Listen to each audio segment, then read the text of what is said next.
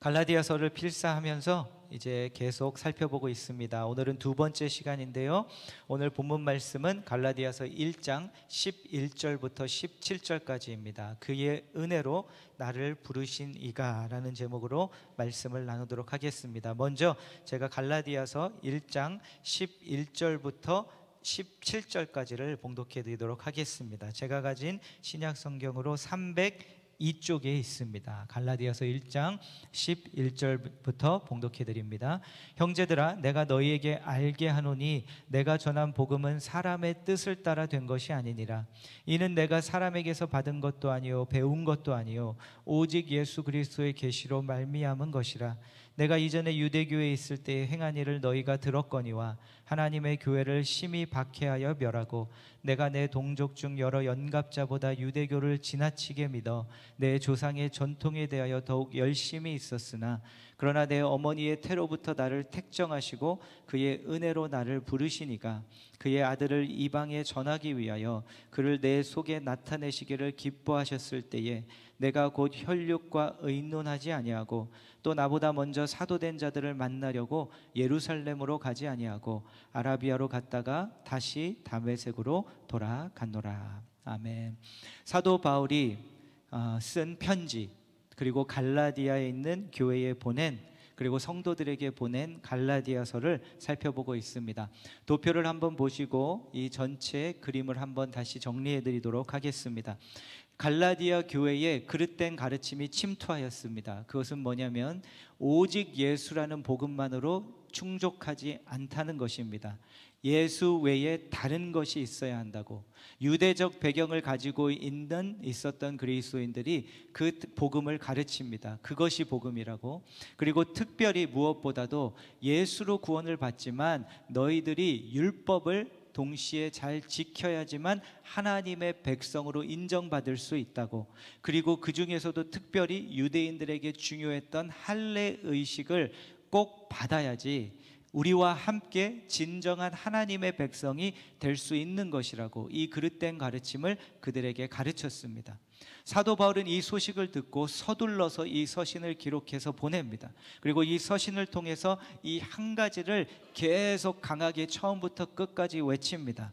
다른 복음은 없나니, 너희들이 들은 그 복음, 그것은 진정한 복음이 아니고 다른 복음인데 다른 복음은 없다고 사도 바울은 복음을 변호합니다. 이 서신을 보면 세 부분으로 나뉘어져 있는데요. 1장, 2장에서는 사도 바울이 복음을 변호하면서 자신의 간증을 통해 복음을 변호합니다. 내가 전한 복음이 왜 진정한 복음인지를. 그리고 두 번째 3장, 4장에서는 교리적으로 복음을 설명하면서 자신의 복음이 왜 진정한 복음인지를 변호합니다. 특별히 믿음과 그리고 율법의 행위를 대조하고 또 비교하면서 바로 왜 복음은 오직 예수인지를 교리적으로 설명합니다.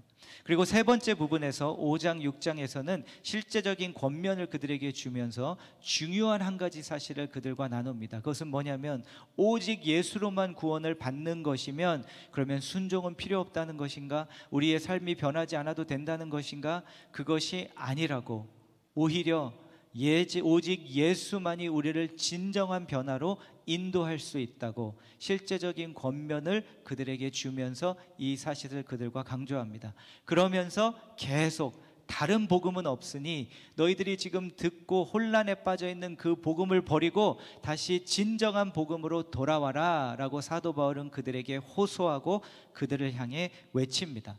그런데 보시는 것처럼 갈라디아서가 이렇게 크게 세 부분으로 나뉘어져 있는데 각 부분마다 이 복음을 다시 변호하면서 핵심이 되는 키워드 단어들이 있습니다. 세 단어인데요, 보시는 것처럼 은혜, 믿음, 그리고 자유입니다. 복음은 은혜입니다. 복음은 믿음입니다. 복음은 자유입니다. 그가 이 세 가지 키워드를 각 부분에 강조하고 있습니다. 그래서요, 갈라디아서를 필사하시면서 그리고 설교 들으시면서 읽고 묵상하시면서 이 세 단어를 한번 이번 시리즈를 통해서는 깊이 묵상해 보시기 바랍니다. 은혜, 이것이 무엇인가? 믿음이라는 것은 무엇인가? 이 자유라는 것은 무엇인가? 이 세 가지를 한번 갈라디아서를 통해서 깊이 묵상해 보시면 놀라운 복음의 은혜가 여러분에게 임할 것입니다. 그래서요, 그렇게 한번 해보시기 바랍니다. 그리고 오늘은 이제 첫 번째 부분이 되는 1장, 2장의 복음의 키워드인 은혜에 관해서 좀 살펴보려고 하는데요, 특별히 갈라디아서에서 말씀하고 있는 은혜의 의미가 무엇인지를 찾아보고자 합니다. 기독교는 복음의 종교입니다. 복음이라는 것은 좋은 소식이란 뜻입니다. Good news. 그러면 도대체 무엇이 좋은 소식이라는 것인가? 그 좋은 소식은 바로 하나님께서 예수 그리스도를 통해 인간을 구원하셨다는 것이 바로 복음 좋은 소식입니다. 하나님께서 인간을 구원하셨다는 것. 그래서 에베소서 2장 4절 5절을 보시면 사도 바울이 이렇게 말씀합니다. 긍휼이 풍성하신 하나님이 우리를 사랑하신 그 큰 사랑을 인하여 허물로 죽은 우리를 그리스도와 함께 살리셨고, 복음은 무엇이냐면요, 하나님께서 죽을 수밖에 없는 우리를 예수 그리스도를 통해 그리스도와 함께 살리셨다라는 이 소식이 바로 복음입니다. 하나님께서 하셨다는 것입니다. 바로 그래서 한 기독교 철학자는 이것이 바로 기독교와 모든 다른 타 종교의 차이점이라고 그는 주장합니다. 왜냐하면요, 오직 기독교만이 하나님께서 하셨다는 것을 전하는 종교이기 때문에, 그렇기 때문에 기독교는, 그는 주장합니다, 기독교의 핵심과 본질은 지식이 아니라 사건이 일어나는 것이라고. 어떤 사건입니까? 하나님의 일, 하나님의 사건. 그 사건의 중심에는 무엇이 있습니까? 하나님께서 우리 인간을 구원하셨다는 것. 우리가 한 것이 아니라 하나님께서 전적으로 다 해내셨다는 것. 바로 이 사건이 기독교의 본질이고, 그리스도인이 된다는 것은 와서 어떠한 교리를 듣고 동의하는 것이 그리스도인이 되는 것이 아니라 이 사건이 내 안에서 일어나는 것이 바로 그리스도인이 되는 것이라고, 바로 이 철학자는 그렇게 주장합니다. 그런데 5절을 다시 한번 보시면 이 은혜의 복음은 은혜인데 전적으로 하나님께서 하신 것이라고 말씀하면서 너희는 은혜로 구원을 받은 것이라 이렇게 말씀하고 있습니다. 이 은혜, 이 문구, 이 안에 포함되어 있는 은혜라는 단어는 무슨 뜻인가? 은혜는요, 말씀드린 이 복음의 사건의 의미와 그리고 그 의미의 핵심을 표현하는 단어입니다. 그리스도인들은 이 복음의 사건을 은혜라는 단어 안에 담아서 이것을 전하고 설명했습니다. 그렇다면 이 은혜라는 단어에 담긴 이 의미는 무엇인가? 그 다음 에베소서 2장 8절 9절은 이렇게 말씀합니다. 너희는 그 은혜에 의하여 믿음으로 말미암아 구원을 받았으니 이것은 너희에게서 난 것이 아니요 하나님의 선물이라.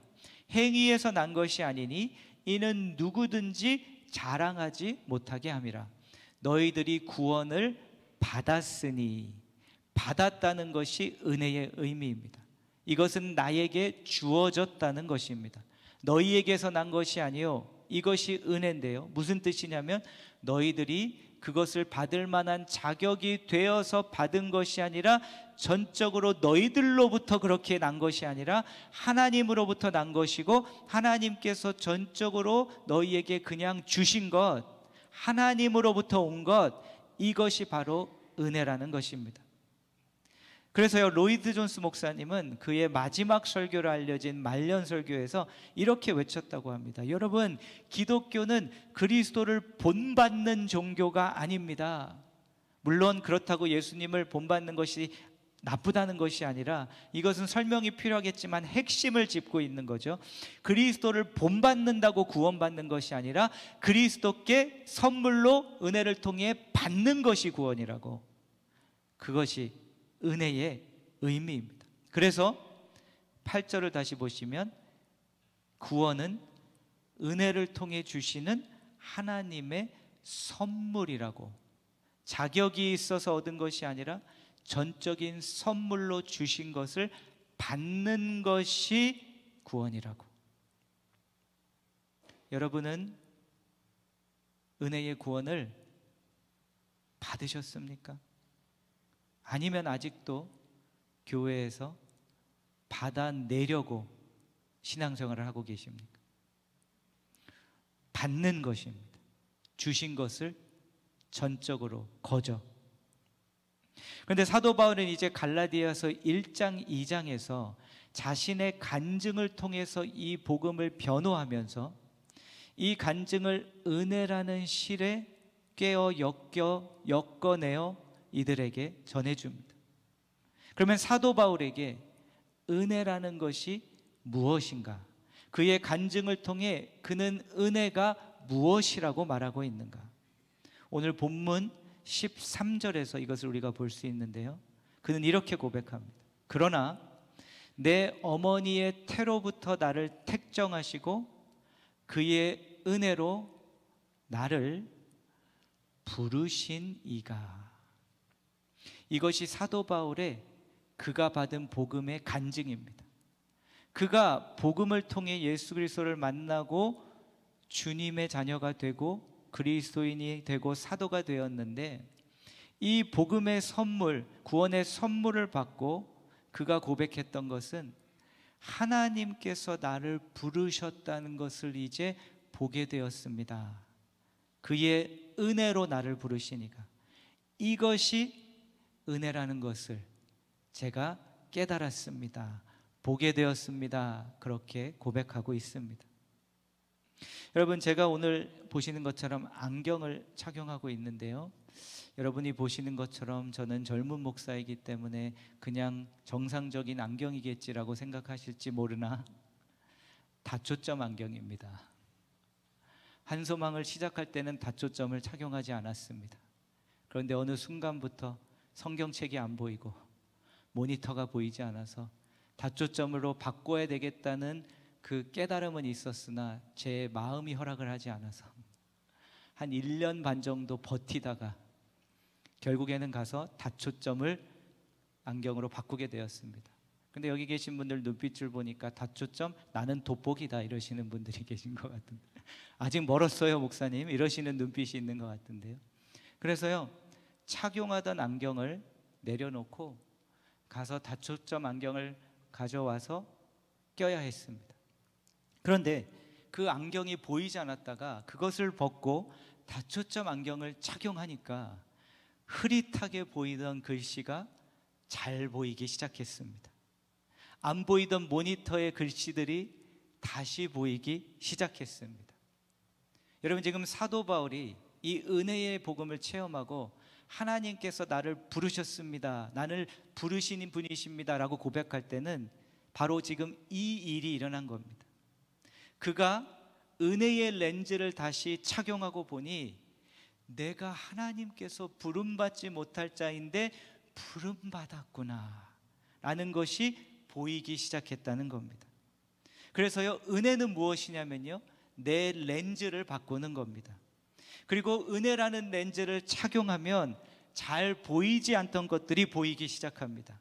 그리고 전에는 보지 못했던 것들이 보이기 시작합니다. 사도 바울은 이 은혜라는 렌즈로 보니 그는 고백할 수밖에 없었던 겁니다. 나는 부름받은 자입니다. 하나님께서 나를 부르셨습니다. 하나님은 예수 그리스도를 통해 나를 부르신 분이십니다 라고 그가 보고 이제 고백하게 되었던 것입니다.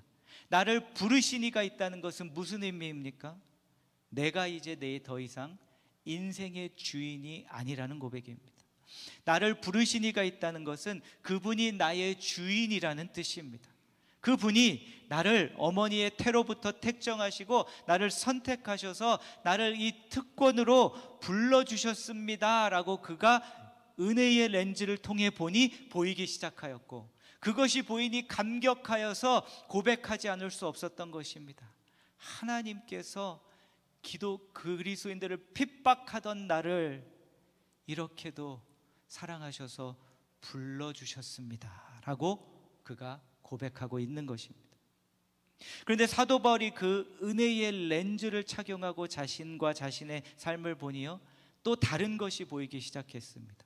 자신이 이룬 업적들도 다른 눈으로 보기 시작합니다. 고린도전서 15장 9절, 나는 사도 중에 가장 작은 자라. 나는 하나님의 교회를 박해하였으므로 사도라 칭함받기를 감당하지 못할 자니라. 그러나 내가 나된 것은 하나님의 은혜로 된 것이니 내게 주신 그의 은혜가 헛되지 아니하여 내가 모든 사도보다 더 많이 수고하였으나 내가 한 것이 아니요 오직 나와 함께 하신 하나님의 은혜로라. 아멘. 여러분, 은혜의 렌즈를 착용하게 되면요, 내가 얼마나 하나님 앞에 작은 자인지가 보이기 시작합니다. 은혜의 렌즈로 보지 않을 때는 왜 모두가 나를 너무나 작은 자라고 이렇게 대하는가? 내가 더 큰 자라고 인정받아야 하는데 왜 이 정도밖에 못 받고 있는가라는 마음이 든다면, 은혜라는 렌즈를 착용하고 보니 크신 나를 부르신 하나님 앞에 나는 정말 작은 자구나. 그리고 나의 나된 것은 하나님의 은혜로 된 것이니 내가 모든 사도보다 더 많이 수고하였을지 모르나 내가 한 것이 아니고 하나님이 나와 함께 하신 하나님의 은혜로 내가 한 것이라고 그가 고백하는 것을 보게 됩니다.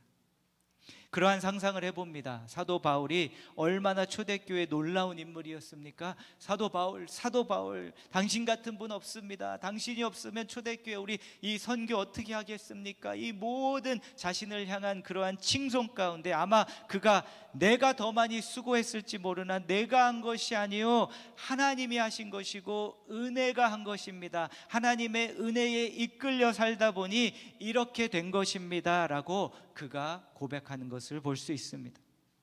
그뿐 아니라 더 나아가서 은혜의 렌즈로 보니 그가 그의 아픔조차도 다른 시선으로 보게 되는 것을 우리가 봅니다. 고린도후서 12장 7절, 여러 계시를 받은 것이 지극히 크므로 너무 자만하지 않게 하시려고 내 육체의 가시 곧 사탄의 사자를 주셨으니 이는 나를 쳐서 너무 자만하지 않게 하려 하심이라. 이것이 내게서 떠나가게 하기 위하여 내가 3번 주께 간구하였더니 나에게 이르시기를 내 은혜가 너에게 족하도다. 이는 내 능력이 약한 데서 온전하여짐이라 하신지라. 그러므로 도리어 크게 기뻐함으로 나의 여러 약한 것들에 대하여 자랑하리니 이는 그리스도의 능력이 내게 머물게 하려 함이라. 사도 바울이 육체에 가시가 있었다고 고백하는데요, 이것은 뭐냐면 그가 평생 가지고 있었던 문제입니다. 어떤 학자들은 이것이 간질이었다고 하는 이들도 있고요, 추측이지만 또 어떤 이들은 이것이 안질이었다고 추측하는 이들도 있습니다. 무엇이 되었든 간에 이것은 뭐냐면요, 내가 가는 곳마다 나에게 걸림돌이 되는 나의 연약함입니다. 나의 부족함입니다. 나의 약함입니다. 여러분, 다니면서 막 설교를 하고 다니고 전도를 하는데 저는 그러한 생각을 해봅니다. 만약에 이것이 간질이었다면 어떻게 했습니까? 내가 사역을 하고 있는 중에 증상이 나타나면요, 얼마나 그것이 부끄럽고 수치스럽겠습니까? 그러니 거두어 달라고 고백한 겁니다. 부탁드린 겁니다, 주님께. 그랬더니 주님께서는 치유라는 답을 주신 것이 아니라 은혜라는 답을 그에게 주시고요, 그의 시선을 바꾸어 주십니다. 여러분은 오늘 어떤 단어를 주님께 구하려고 붙들고 오셨습니까? 치유? 물론 치유를 주시기 원하지만, 그리고 그러기를 바라지만, 저는 여러분에게도 주님께서 은혜라는 단어를 주시기를 더욱 바랍니다. 여러분이 어떤 단어를 붙들고 들어오셨습니까? 성공도 주시기를 원합니다. 하지만 여러분에게 심령에 새겨주시는 단어가 성공이 아니라 오늘 이 예배 가운데 은혜가 되면 좋겠습니다. 그것이 내가 주님께 구하려고 온 단어였다면 주님께서는 여러분에게 그 부보다 훨씬 더 가치 있는 은혜라는 단어를 마음속에 깊이 새겨주시는 오늘 예배가 되기를 소원합니다. 그런데 사도 바울은요, 이 은혜의 렌즈를 벗어 던져버린 성도들에게 이렇게 질책합니다. 갈라디아서 1장 6절, 그리스도의 은혜로 너희를 부르신 이를 이같이 속기 떠나 다른 복음을 따르는 것을 내가 이상하게 여기노라. 이 은혜로 너희를 부르셨는데 왜 은혜의 렌즈를 벗어 던져버리고 다른 복음에 다른 것을 통해 다시 보고 있느냐? 그러니 너희들이 힘들 수밖에 없고 지칠 수밖에 없고, 그러니 너희가 불평불만이 쌓아가지고 두려울 수밖에 없는 것이라고. 다시 은혜의 렌즈를 착용하고 은혜로 부르신 그분에게 돌아오라고 사도 바울은 권면합니다. 여러분, 지금 여러분의 삶을 살아가시며 불만이 찾아오셨습니까? 나는 지금 이것보다 더 받아야 되는데, 내가 지금 이런 쥐꼬리 월급 받고 일할 때가 아닌데, 나는 훨씬 더 가치 있는 자인데 왜 나는 이것밖에 못 받고 일하고 있지? 지금 몇 년째 이걸 하고 있는 거야? 나 이거 너무 하기 싫은데. 여러분, 오늘 성령님께서 우리 가운데 감동을 주셔서 내 생각이라는 렌즈를 벗게 하시고, 내 욕심과 고집이라는 렌즈를 벗게 하시고, 내 교만이라는 렌즈를 벗게 하시고, 은혜의 부르심이라는 렌즈를 다시 착용하게 하셔서 이 모든 것이 은혜입니다 라고 고백할 수 있는 저와 여러분이 되기를 간절히 축복합니다. 저는 아직 그때가 안 됐지만 이제 우리 성도님들이 연세가 들어가시는 분들이 계시니까 한 분, 두 분 이런 소식을 전해주시는 분이 있어요. 목사님, 저 수술합니다. 예? 무슨 수술이요? 녹내장 수술이요. 이미 하신 분들 혹시 계신가요? 녹내장 수술? 우리 교회는 젊은 분들만. 예. 그래서 근래에 녹내장 수술하신 성도님하고 대화를 하고 있었는데, 제가 이제 저도 언젠가는 제게 일어날 일이니까 제가 대화를 하면서 좀 이 목회자의 축복은 뭐냐면요, 간접적으로 많은 것을 배울 수 있다는 겁니다. 경험할 수 있고. 그래서 이제 녹내장 수술을 좀 들어봤어요. 그랬더니 뭐 몇 시간이 걸리고 눈에 뭘 뿌리고 하는데 뭐 이런 게 있고 옵션이 있는데 뭐 1,500불을 더 내면 이런 옵션이 있고 뭐 이런 얘기를 막 듣고 하는데, 그러면은 녹내장 수술하고 나시면 어떤 바로 그 후에 어떻게 되시냐고 그랬더니 한 3일 정도 뿌옇해요. 그러다가 3일이 지나면 이게 보이기 시작한다고. 근데 그때 딱 문득 드는 생각이, 아니, 성도님 사도 바울과 같으신 분이시네요. 사도 바울이 주님을 만나고 3일간 눈이 멀어져 있었잖아요. 그런데 안수받고 아나니아에게 눈이 딱 뜨잖아요. 그래서 제가 마음속으로 또 기도하면서 우리 사도 바울 같은 분이 되게 해달라고, 이분이 3일간 안 보이는 동안 사도 바울처럼 보였던 것들이 안 보이고 안 보였던 것들이 보이게 하시는 그러한 일이 일어나게 해달라고. 여러분, 오늘요 우리 예배 가운데 그러한 사도 바울의 그 영적인 녹내장 수술, 그것이 일어나는 오늘 예배가 되면 좋겠습니다. 이 예배를 통해서 정말 주님께서 내가 계속 바라보고만 있던 것들이 갑자기 안 보이게 하시고, 그런데 다시 보이기 시작하는데 은혜의 렌즈를 착용하고 전에는 보지 못하던 것들이 곳곳에서 보이게 하시는 그러한 은혜. 그래서 은혜를 붙들고 다시 한 주를 힘차게 달려나가실 수 있는 저와 여러분이 되기를 간절히 소원합니다. 갈라디아서 1장 3절을 보니까 사도 바울이 서신을 시작하면서 이렇게 인사하더라고요. 우리 하나님 아버지와 주 예수 그리스도로부터 은혜와 평강이 있기를 원하노라. 그런데 은혜와 평강, 왜 사도 바울과 서신들은 인사를 할 때 은혜와 평강이 함께 갈까? 이번에 말씀을 준비하면서 작은 깨달음을 주셨습니다. 은혜가 임하면 평강이 찾아오는구나.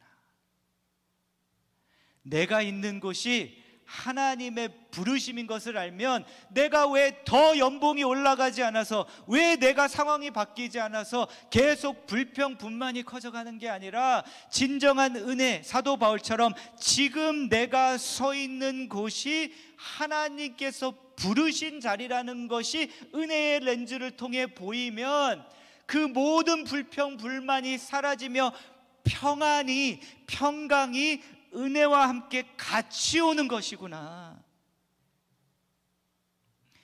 그래서 은혜와 평강이 있기를 원한다고 인사하는구나. 이것을 깨닫게 하셨습니다.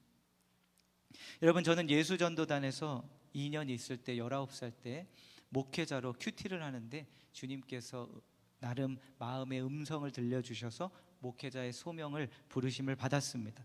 그리고 24살에 전도사로 임명을 받았는데요, 저는 이렇게 뭔가 이렇게 하나가 이렇게 딱 있으면 좀 몰입하고 집중하는 편입니다.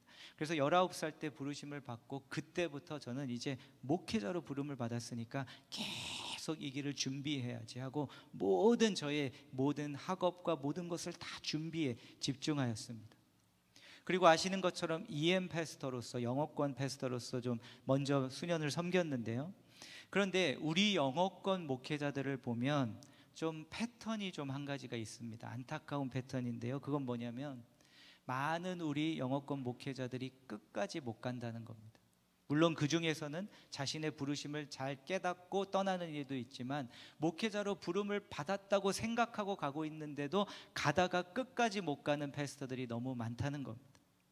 여러 가지 이유가 있을 것입니다. 하지만 몇 가지 좀 생각해 보면, 다 그런 건 아니지만 EM 패스터들은요, 쉽게 다른 사역지를 찾을 수 있습니다. 한어권 사역자와는 달리 가는 곳마다 이민교회에서 영어권 사역자가 필요하기 때문에 여기 좀 아니면 다른 데 가도 계속 나를 와달라고 하는 곳이 있습니다. 그래서 그런지 보면 좀 쉽게 그만두는 경우들이 많이 있습니다. 그리고 이들은 또 우리 전 세대 1세대 목사님과는 달리 경제적 개념과 헌신의 개념도 좀 다릅니다. 다 그런 것은 아니겠지만 많은 경우 내 여가, 내 시간, 내 가족들을 다 챙기고 그것을 챙기기를 원하고 그것이 맞다라고 생각합니다. 맞죠? 틀린 건 아닙니다. 그리고 더 나아가서 내가 프로페셔널인데, 패스터를 여기 서구권에서는, 이쪽 북미주에서는 프로페셔널로 대합니다. 교회에서도. 그렇기 때문에 내가 프로페셔널인 만큼 대우를 받기를 원하고 최소한 그 대우를 통해서 내가 프로페셔널로서 살 수 있지는 않아야 하는가, 그래야 된다고 생각을 하는 경우도 많이 있습니다. 틀린 것은 아니고요, 신학교에서도 이런 것들을 강조합니다. 그래서 저는 그런 이유는 아니었지만 저도 그러한 EM 패스터고 패턴이 제 안에 있었기 때문에 저도 쉽게 포기하게 되었습니다. 2001년에 전도사로 부름을 받고 안수도 받았는데 2009년에 사역의 벽에 부딪히니까 그냥 포기하고 싶고 포기해버리고 포기해야 되겠더라고요. 그래서 포기하고요, 그때 제가 밴쿠버로 다시 돌아와서 UBC 로스쿨에 진학을 했습니다. 그리고 졸업은 했지만 그 UBC 로스쿨 다니면서 첫 한 해 동안 제가 1년을 사역지가 없이 신앙생활을 하고 살았습니다. 솔직히 고백할게요. 첫 몇 개월 얼마나 좋든지. 그래서 제가 그 평생 하고 싶었던 아이스하키 신나게 해댔습니다. 금요일 저녁에 가서도 하고 평일날도 가서 하고. 저는 이제 됐다, 로스쿨 나와서 어느 정도 중간급만 가는 변호사가 돼도 이제 내가 이런 부담 없이 또 원하는 만큼 정도만 사역해야지, 가서 요만큼만 딱 해야지, 좋을 줄 알았습니다. 그런데 3개월, 4개월, 5개월, 6개월이 지나니까 안 좋더라고요. 불행이 다시 찾아오더라고요. 그런데 주님께서 인도하셔서 생각지도 못한 사역지로 또 불러주셔서 그때부터 다시 사역을 하게 되었고요, 그때부터 저는 목사가 되는 수업을 하기 시작했습니다. 거의 10년이 지난 시점에 다시 시작을 했는데 내려놨다가 그때부터 목사가 되는 것을 배워가기 시작했고 지금도 배워가고 있습니다. 어제 주일 설교를 다 마치고 이제 오늘부터 KCEC, 오늘은 EC, 셀리더 훈련을 하니까 그 훈련 그런 것도 강의도 다 준비 마무리하고 이러고선 그로브 교회에서 다 마치고서는 보니까 시간이 한 밤 11시 반이 됐더라고요. 그래서 이제 이만하면 나는 집에 갈 만한 자격이 있다 이런 마음으로 이제 일어나서 짐을 챙겨서, 특히 토요일 날 같은 경우는 제가 꼭 예배당을 통과합니다. 그래서 그 자리에 앉아 있다 가는데요, 그 자리에 앉아서 주일 말씀 후 찬양을 혼자 몽청껏 외쳐 불러보기도 하고, 아무도 없으니까. 그리고 앉아서 있는데 제 마음 안에 이러한 감정이 강하게 밀려오는 겁니다. 은혜다, 은혜다. 나 잘났다고, 나 이거 못하겠다고, 나 좀 잘나서 나 로스쿨 들어갔잖아, 봐봐, 그랬던 저를, 이런 자를 저를 다시 불러주셔서 말씀을, 주일을 준비하게 하시고 목회자로 살아가게 하시는 것, 은혜다, 은혜다. 그래서요, 일어났다가 주님 갑니다 하고서는 문으로 나가다가 은혜가 밀려서 다시 돌아가서 앉았다. 그래서 또 잠깐 기도하다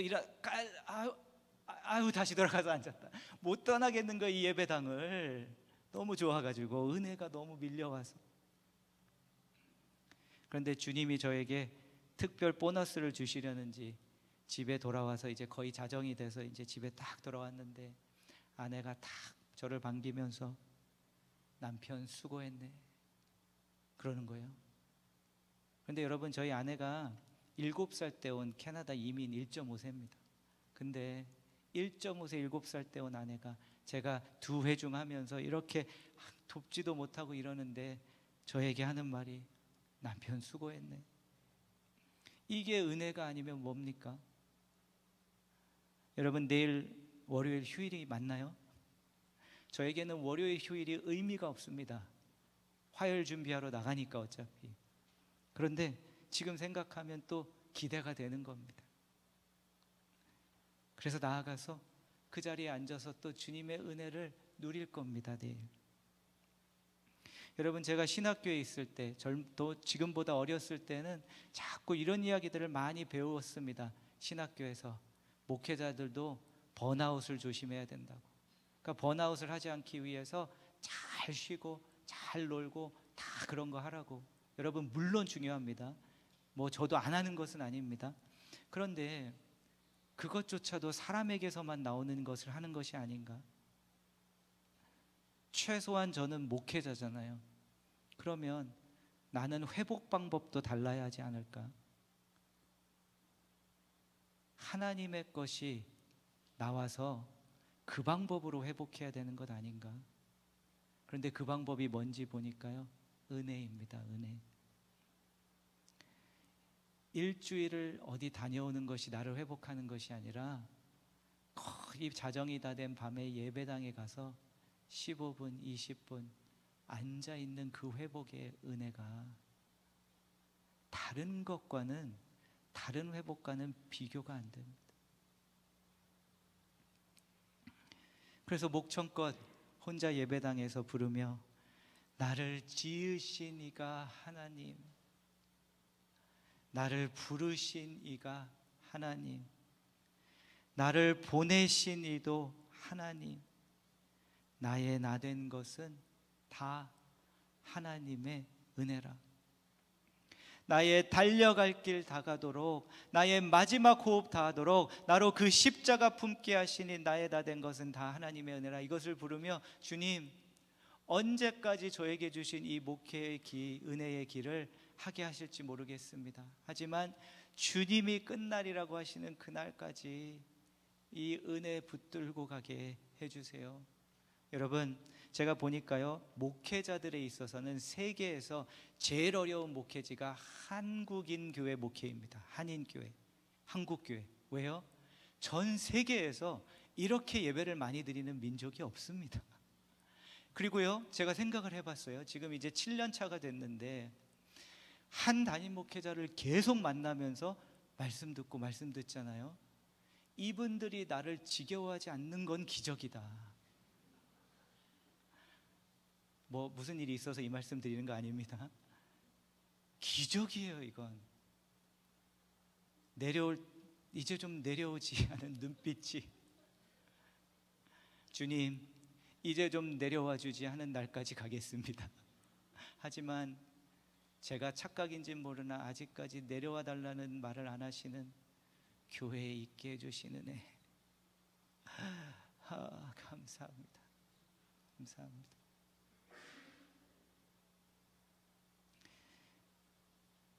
여러분, 불평 불만이 다시 찾아오셨습니까? 나는 이것보다 더 받아야 하는데, 더 할 수 있는 사람인데 왜 나는 이것밖에? 은혜의 렌즈를 착용하시고 오늘 나누고자 하는 이 대지를 한번, 이 눈을 통해 여러분의 모든 인생을 한번 다시 보시면 어떨까요? 함께 보겠습니다. 내가 서 있는 모든 곳은 하나님의 부르신 자리입니다. 아멘. 내 상황이 악화된 것이 아니라 내 시선이 약해진 겁니다. 물론 힘듭니다. 잘 압니다. 그 얼마나 힘든 자리에 계신지도 압니다. 그렇다면 한번 오늘 이 렌즈를 착용하시고 이렇게 한번 고백해 보실까요? 이곳도, 지금 내가 경험하고 있는 이 힘든 시간도 제가 부르심의 자리로 보겠습니다. 아니요, 너무 힘들어서 그것까지는 못 하시겠다면 최소한 우리가 함께 이 정도, 여기까지는 가볼까요? 은혜의 렌즈를 좀 제게 주시겠습니까? 지금 제 상황을 보면 도저히 이게 주님이 부르신 자리라고 절대 보이지 않는데요. 그래도 내 감정을 믿는 것이 아니라 말씀을 믿고 은혜의 렌즈를 한번 착용해 보기 원합니다. 주님, 그 은혜를 저에게 주시옵소서. 그러면 제가 한번 은혜를 통해 볼게요, 주님. 볼게요, 주님. 내가 서 있는 곳이 바뀌어야 하는 것이 아니었더라고요. 내가 서 있는 모든 곳이 은혜로 하나님께서 부르신 자리라는 것을 보는 것이었더라고요. 그러면 모든 것이 은혜가 되게 하실 줄로 믿습니다. 아멘. 우리 같이 한번 이것을 고백해 볼까요? 어제 혼자 예배당에서 목청껏 불렀던 이 찬양 여러분을 초청합니다. 여러분도 같이 함께 부르지 않으시겠습니까? 나를 지으신 이가 하나님, 나를 부르신 이가 하나님, 나를 보내신 이도 하나님, 나의 나된 것은 다 하나님의 은혜라. 우리 함께 고백합니다.